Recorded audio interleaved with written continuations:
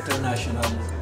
Yung survival solution po is actually a Jeet Kune Do martial arts po. Or Jeet Kune Do is Bruce Lee's martial arts. Para mas lumakas. Hello po, magandang umaga. Ako po si Roxanne ng National Anti-Poverty Commission.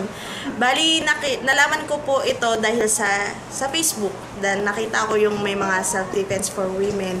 At the same time, God advocate po ako, kaya pinuntahan ko si Sir Ton tungkol dun sa self-defense for women. So, itong buong araw na po na ito ay natutunan namin kung paano magdepensa ng aming sarili.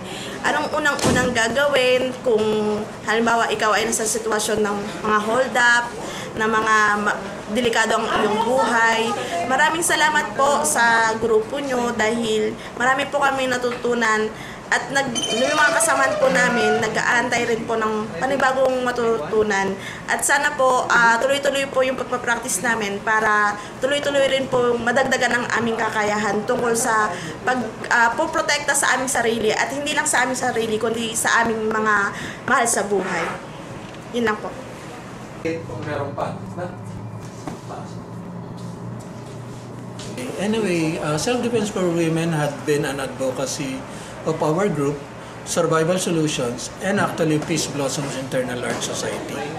It's we've been teaching this I think for already 5 years now, and it's actually a combination of different martial arts.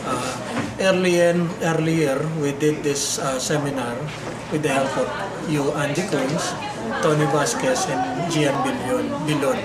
And we tackled a lot from the basic on the mechanic of punches, kicks, grappling, holds, with weapons and without weapons. So anyway, the real objective of this actually is, of course, Survival Solution aims to impart knowledge about self-defense pertaining to women. And at the same time, it's also our means to be able to discover more techniques or more ways on how to improve the martial arts or self-defense in particular. What will be useful and what needs to be basically